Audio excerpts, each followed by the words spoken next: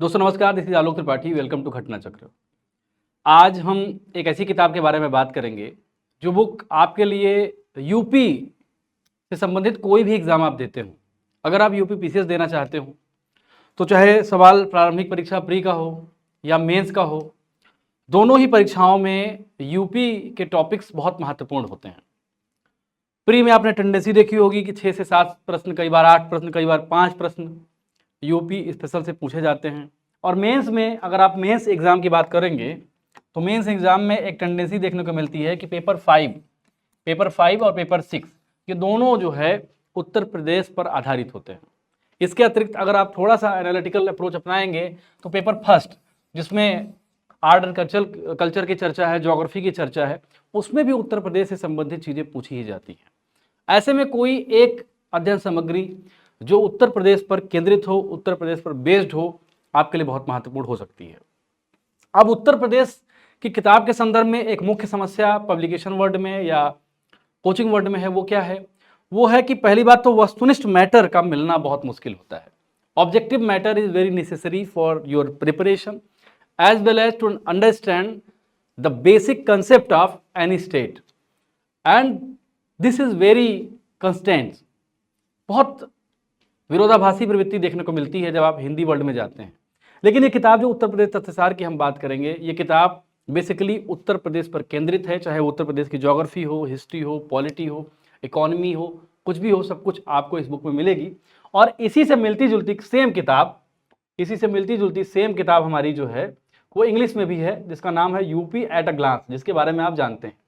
तो हम अगर हिंदी के बारे में कोई चर्चा करेंगे और कोई चीज़ बताएंगे तो आप ये समझिएगा कि वो सेम कंटेंट आपको अंग्रेजी में भी मिलेगा ही मिलेगा। तो इस किताब का नाम हिंदी में उत्तर प्रदेश तथ्यसार है और अंग्रेजी में यूपी एट अ ग्लांस है। तो हम इसमें देखते हैं किताब में क्या क्या चीज़ें हैं, उस पर हम थोड़ा नज़र दौड़ाते हैं, जिससे आपको ये पता चल जाएगा कि ये आपके लिए महत्वपूर्ण कैसे है प्री और मेंस के लिए। किताब का कवर पेज है ये। कवर पेज के अतिरिक्त हमारी किताब का मूल्य है 150। तो 150 जो मूल्य है मार्केट में कुछ कम ही है, आपको मिल जाएगा। अब क्या क्या चीज़ें हैं इसमें देख लेते हैं। उत्तर प्रदेश एक दृष्टि में सबसे पहला चैप्टर है, जिसमें उत्तर प्रदेश के बारे में बेसिक इन्फॉर्मेशन आपको प्रोवाइड की गई हैं। इसके बाद उत्तर प्रदेश भारत का सर्वाधिक एक्सप्रेसवे वाला राज्य है। उत्तर प्रदेश बजट है, एसआरएस के नवीनतम आंकड़े हैं, जिला घरेलू उत्पाद अनुमान है, उत्तर प्रदेश छठा राज्य वित्त आयोग है, उत्तर प्रदेश करंट अफेयर्स हैं, योजनाएं हैं, उत्तर प्रदेश और भारत के तुलनात्मक आंकड़े हैं, यूपी जो अदर इकोनॉमिक एक्टिविटीज़ हैं वो हैं, और मल्टी डायमेंशनल इंडेक्स है, उत्तर प्रदेश की ज्योग्राफी है, और ज्योग्राफी के साथ साथ इतिहास, भूगोल, ये सारी चीज़ें हैं। प्रशासनिक ढांचा है, उत्तर प्रदेश के शिक्षण संस्थान, संग्रहालय हैं, जिले, क्षेत्रफल हैं, जनगणना है, महत्वपूर्ण जिले हैं, महत्वपूर्ण तथ्य हैं। यही सेम चीज़ जैसे जिस तरह से ये प्रेजेंट किया गया है, सेम चीज़ यही चीज़ आपको अंग्रेजी में भी देखने को मिलेगी। ये किताब प्री और मेंस दोनों के लिए महत्वपूर्ण क्यों है, मैंने आपको बताया। जब आप मेंस परीक्षा की बात करते हैं तो मेंस परीक्षा में आप क्या देखते हैं? मेंस परीक्षा में सबसे बड़ी इंपॉर्टेंट चीज़ होती है एनालिसिस। जब आप मेंस परीक्षा की बात करते हैं तो एनालिसिस सबसे इंपॉर्टेंट रोल प्ले करता है।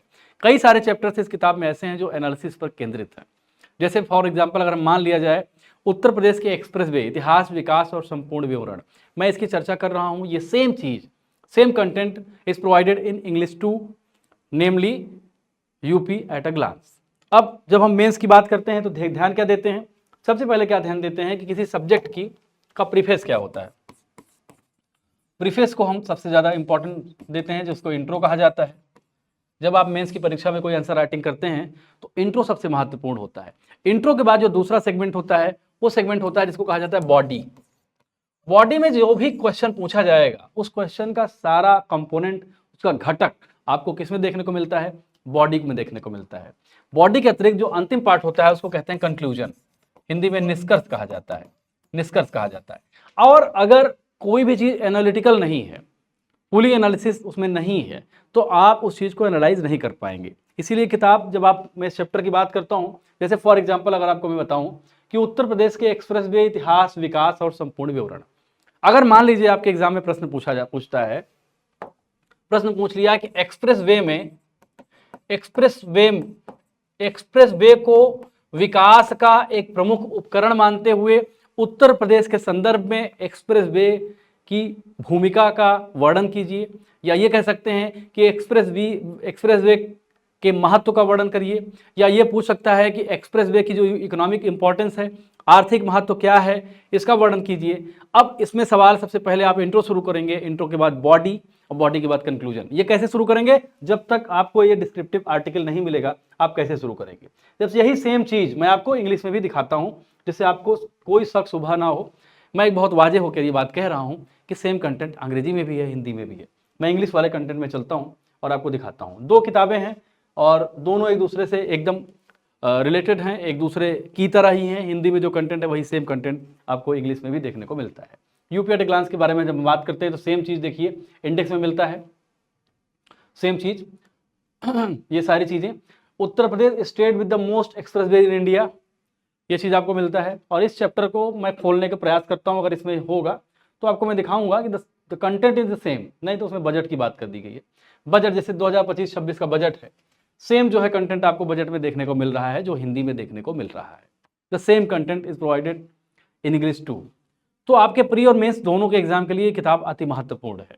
अगर आप तैयारी कर रहे हैं यूपीपीसीएस की तैयारी, तो ये किताब आपके लिए और इंपॉर्टेंट हो जाती है। क्यों इंपॉर्टेंट हो जाती है? उसके लिए आपको इंडेक्स में चलना पड़ेगा। इंडेक्स में ले चल के मैं एक बात आपसे, रेट दोनों का 150 रुपये है। और अब मैं दिखाता हूं कि इंडेक्स में क्या क्या चीजें हैं जो आपके एग्जाम के लिए इंपॉर्टेंट है। देखिए, अगर हम यूपी एट ए ग्लांस की बात करेंगे, पहले चैप्टर की बात, तो ये चैप्टर एक ऐसा चैप्टर है जो प्री एग्जाम के लिए अति महत्वपूर्ण है। प्री एग्जाम में इस चैप्टर से कई प्रश्न पूछे जाते हैं। इस बार जो 2025 में परीक्षा हुई है, उस परीक्षा से लगभग 3 प्रश्न इस चैप्टर से थे। अब दूसरा चैप्टर जिसकी मैंने बात हिंदी वाले बेल्ट में की थी, the expressway with the most expressways in India, ये एकदम पर्टिकुलर प्री, थोड़ा बहुत प्री, लेकिन मेंस का भी टॉपिक है। और अगर आप whether you are talking about UP budget, then this topic is important for both pre and mains. और उसके बाद लेटेस्ट डेटा ऑफ एसआरएस है, UP and India, district domestic product estimates है, और 6th स्टेट फाइनेंस कमीशन है, which is very important aspect for your mains examination. If you are aspiring for mains and you are estimated that you have to qualify pre-exam, then this topic is very much important in the perspective of mains exam. Why I am saying this? Behind my saying, there are a lot of constraints and fundamental reasons. उन fundamental reasons में क्या है? जब हम financial commission की बात करते हैं, फाइनेंस कमीशन की बात करते हैं, और यूपी यानी स्टेट फाइनेंस कमीशन की बात करते हैं, तो ये सारे चैप्टर्स, ये सारी टॉपिक्स आपके लिए बहुत महत्वपूर्ण 2-3 दृष्टिकोणों से हो जाते हैं। पहला दृष्टिकोण तो ये है कि मेंस में आपको अगर पेपर 5 या पेपर 6 पूछ रहा है तो इसमें तो ये महत्वपूर्ण है ही। पेपर 1 में महत्वपूर्ण मैंने कहा इतिहास वाले सेक्शन से हैं, और अगर पॉलिटी वाले सेक्शन में पेपर 2 में आप जाएंगे तो पेपर 2 में भी ये चीज़ ऑक्यूपाई होती है।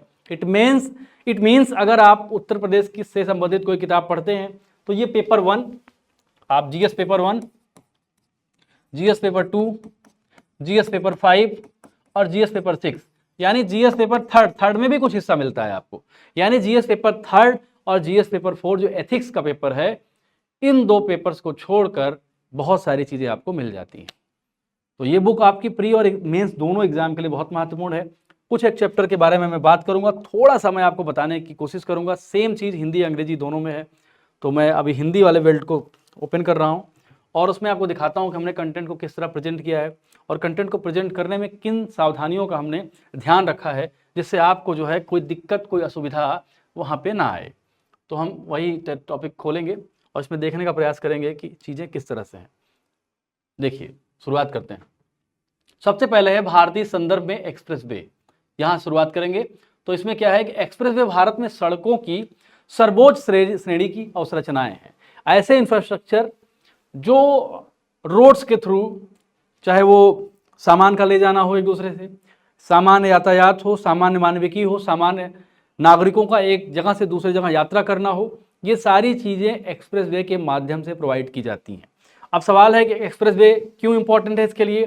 तो इसके लिए सबसे महत्वपूर्ण बात ये होती है कि एक्सप्रेसवेज इसलिए महत्वपूर्ण होते हैं। पहली बात यह होती है कि वो डिस्टेंस कम कर देते हैं, डिस्टेंस के साथ साथ समय कम कर देते हैं। चाहे आप आगरा एक्सप्रेसवे की बात करिए, बुंदेलखंड एक्सप्रेसवे की बात करिए, गंगा एक्सप्रेसवे की बात करिए, अब इलाहाबाद से जो दूरी फैजाबाद की थी निश्चित रूप से, या बाराबंकी की थी, लखनऊ की थी, इन सारे हाईवेज की वजह से कम हो जाएगी।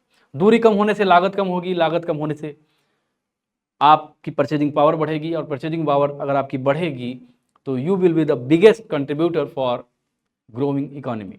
तो ये एक इंपॉर्टेंट एस्पेक्ट होता है जब आप आर्थिक संरचना की बात करते हैं, अर्थशास्त्र की बात करते हैं। तो एक्सप्रेसवे जो है पूर्ण अभिगम नियंत्रित होते हैं। इसका क्या मतलब होता है, यानी इनको एक्सेस कंट्रोल किया जा सकता है, इनका नियंत्रण कहीं पे एक रिमोट कंट्रोल की तरह किया जा सकता है। क्या सुविधाएं होंगी, कैसे होगी, टोल टैक्स कैसा होगा, डिजिटलाइजेशन कैसे होगा, सब कुछ एक बिंदु से होकर हो सकता है। इन मार्गों पर प्रवेश और निकास केवल निर्धारित स्थानों पर होता है। जैसे आप देखते होंगे जो खुली रोड्स होती हैं, तो खुली रोड में क्या होता है, कहीं से कोई मुड़ जा रहा है, कहीं से कोई आ जा रहा है, लेकिन एक्सप्रेस वे में ऐसा नहीं होता है। एक्सप्रेस वे जो होते हैं, आप एक जगह से उस पर जा सकते हैं और किसी खास जगह से उससे बाहर आ सकते हैं। तो इससे क्या होता है, इससे भी एक बात ये होती है कि एक्सीडेंट जैसी संभावनाएं कम हो जाती हैं, और क्लियर कट एक मार्ग होता है जिससे आपका समय भी बचता है। इन मार्गों पर प्रवेश और निकास के लिए निर्धारित स्थल होते हैं।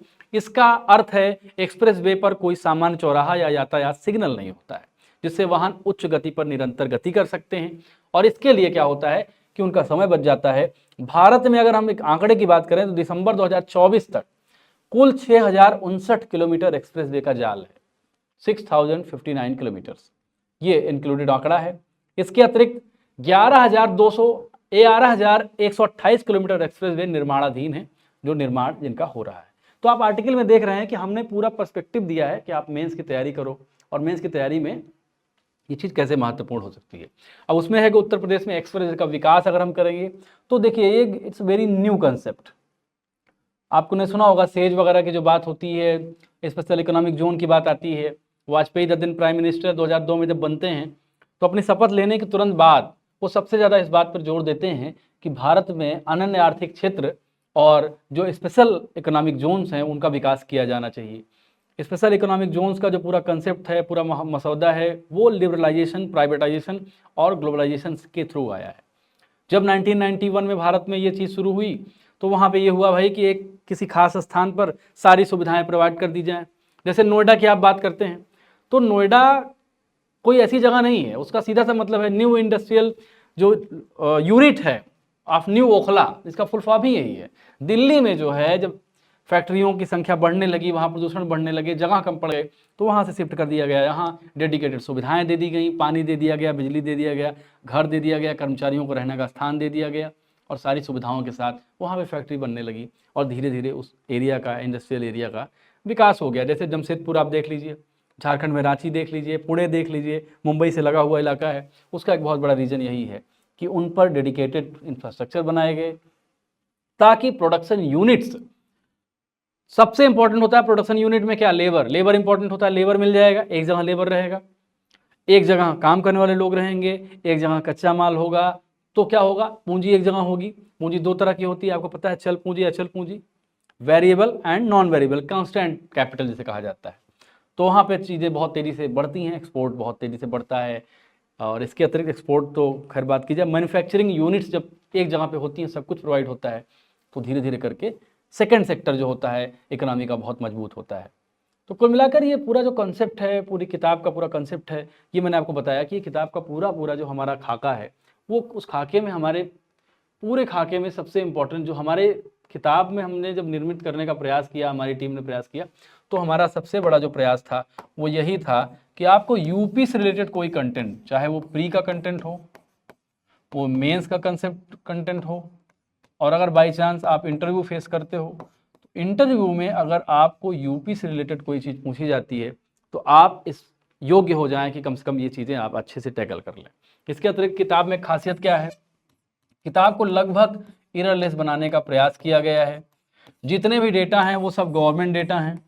गवर्नमेंट डेटा से हम जो है किसी अखबार का मैं हम नाम नहीं लेंगे, हम किसी अखबार पर रिलाई नहीं करते हैं, हम गवर्नमेंट के सोर्सेज पर, उनके डेटा पर रिलाई करते हैं, वहीं से चीज़ों को उठाते हैं। So this book will be very beneficial if you are aspiring for UPPCS mains, if you are aspiring for UPPCS pre or other exams, UPSSC. If UP is concerned, then this book will be very beneficial as well as Hindi and English. चाहे वो हिंदी में उत्तर प्रदेश तत्सार की बात हो या अंग्रेजी में UP eight a glance की बात हो। तो इतना ही आज बातचीत करेंगे इस बुक के बारे में, और जैसे जैसे एग्ज़ाम नज़दीक आएगा हम लोग इस पे बात और आगे बढ़ाएंगे, और फिर मिलते हैं किसी अन्य वीडियो पर। तब तक के लिए मैं विदा लेता हूँ। नमस्कार।